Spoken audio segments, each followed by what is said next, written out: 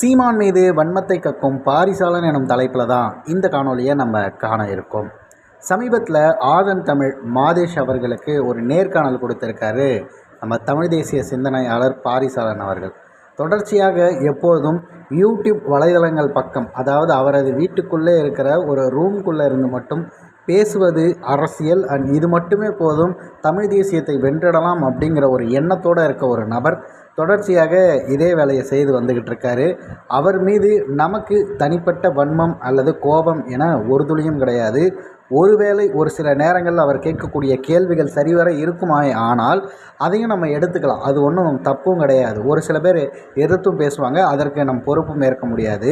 ஆனால் சமீபத்தில் கொடுத்த ஒரு நேர்காணலில் பார்த்திங்கன்னா முழுக்க முரணாகவும் சீமான் மீது இருக்கிற ஒரு வன்மத்தோடவும் பேசுவது போல் எனக்கு பிரதிபலித்தது.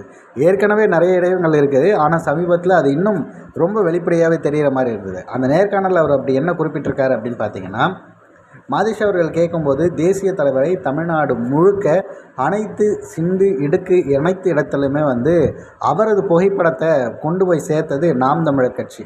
நாம் தமிழர் கட்சினா அண்ணன் சீமான் அவர்கள். அவர் ஒத்தை மனுஷனோட உழைப்பு தான் இந்த அளவுக்கு சேர்ந்தது. அது மட்டும் இல்லாமல் அவர் உருவாக்கிய அத்தனை பேரும் அவரை கொண்டு போய் அனைத்து இடங்கள்லையுமே சேர்த்தாங்கிறத நீங்கள் ஏற்றுக்கிறீங்களான்னு கேட்கும்போது, ஐயோ ஆமாம், இல்லைனா யாருக்குமே தேசிய தலைவர்னால் யாருன்னே தெரியாது.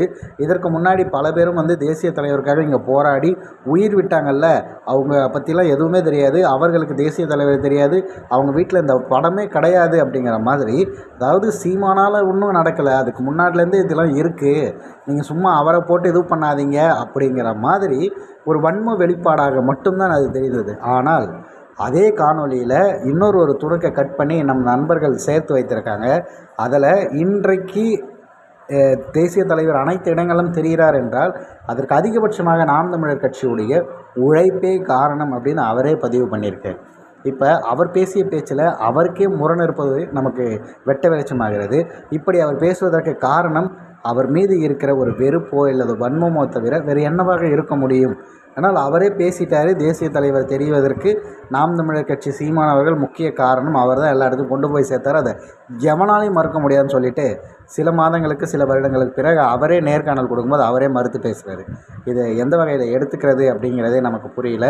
கூட இருக்க தமிழ் தேசியவாதிகளே இந்த மாதிரி நமக்குள்ள ஒரு வெறுப்பை உமிழ்வது, ஒரு சண்டையிடுவது அப்படிங்கிறது எங்கே போய் முடியும்? இது எந்த வகையில் தமிழ் தேசியத்துக்கு பயனுள்ளதாக இருக்க போகிறது? எதை நாம் எதிர்க்க வந்தோம், எதற்காக நம் அரசியல் களத்தில் பேசவாவது வந்திருக்கோங்கிறது கூட புரியல அப்படின்னா அவர்கள்கிட்ட தமிழ் தேசியம் பற்றி பேசி என்ன பயன் இருக்குது?